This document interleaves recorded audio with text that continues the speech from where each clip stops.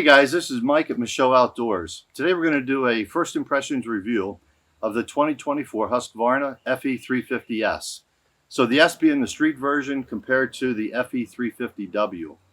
In the first 150 miles, I've mostly ridden it on fire roads, forest roads, a little bit of single track, and then just some hard pack road or hard road to get to our trails.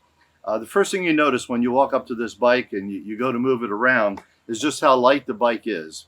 The bike comes in at 254 pounds, and for comparison's sake, I have a Honda CRF 300L for my grandson, and that bike comes in at 306 pounds. So this bike is, again, noticeably light in comparison to many other enduro bikes. So when you first jump on this bike for a first ride, the one aspect of the ride that just stands right out is the suspension.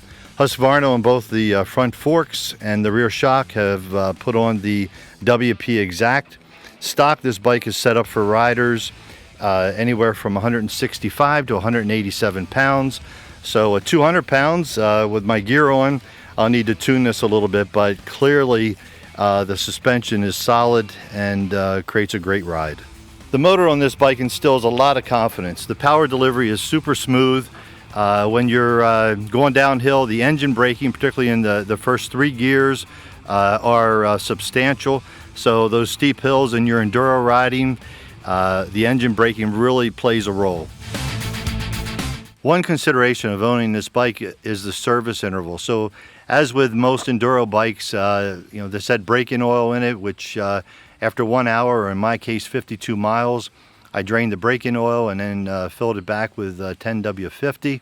The service interval in this bike is every 620 miles, changing the oil filters, and so on. One of the cool aspects of it that I like is that Husqvarna, I don't know if you can see the oil drain bolt there, they stamp the torque values on many of the bolts and some of the filter covers, so you don't need to look it up in your service manual. It's right there on the bolt or the filter cover. As with most enduro bikes, this bike sits tall with a seat height of 37.5 inches. For a guy that's vertically challenged at 5'7", with a 29-inch inseam, that's a tall bike. So this is a stock seat. I did purchase from Husqvarna the lower seat option, which lowers the seat height by 0.6 of an inch, roughly a ½ inch. For a guy that's 5'7", every ½ inch matters. What I don't like to do is lower the suspension on the bike, so I decided to go with the lower seat height, which has been working out great. First 150 miles, so far so good. As far as tires go, like many manufacturers, Husqvarna chose to put on the TKC 80s from Continental, both on the front and rear.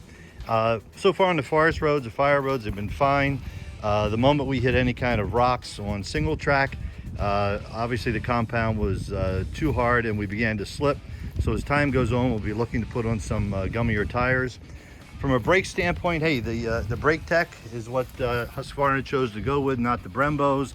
Have not seen anything that I didn't like or experienced anything I didn't like.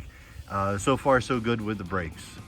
If you look back over the recent years with the reviews on the Husqvarna FE350s, one of the complaints that some people have is that on the plastics, they get black from your boots and your pants immediately. This is after 150 miles.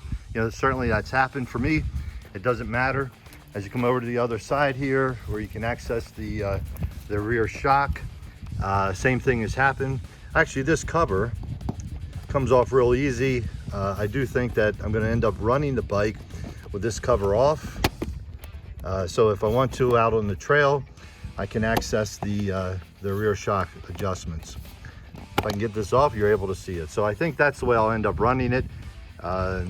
Again, those marks on the side panels don't bother me, but for some people, I did see comments that they didn't like that. As we've been working through the video, I'm sure you noticed I did make some changes before I even rode the bike. So I did take off the stock hand guards. They were just a piece of plastic that came out with no metal support. So I did put on some hand guards, and also I took off the stock mirrors, which were pretty hideous actually, big old square mirrors on both sides, and I put on a double take mirror on the left side just to maintain its street road worthiness. Another modification I made before I took the bike out was I added this piece to the skid plate that covers or protects the rear shock linkage. It just bolts onto the factory provided skid plate, which is actually, you know, pretty heavy duty plastic, and seems to work and provide ample protection. So again, this piece just simply bolts on right here, bolts on and protects the linkage as you're going over rocks, logs, whatever.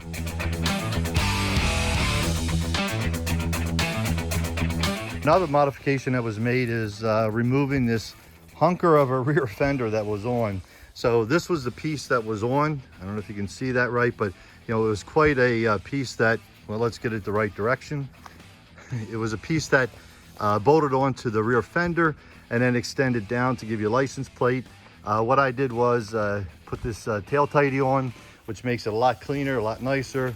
Looks like an enduro bike should look. One of the final additions I made was adding a pre-filter to the air filter. We run quite a bit of dust, and I find that these pre-filters make a huge difference and add a lot of life to your engine. So if you're riding in a lot of dusty areas, I'd recommend you use a pre-filter. We put one on. The other piece too is that access to your air filter is very easy on this bike. It's simply the side cover pops off, and right there you are, you have great access. So nice job by Husqvarna in creating that kind of access to your air filter. Maiden voyage with the 2024 Husky FE350s out in the woods. Loving it so far.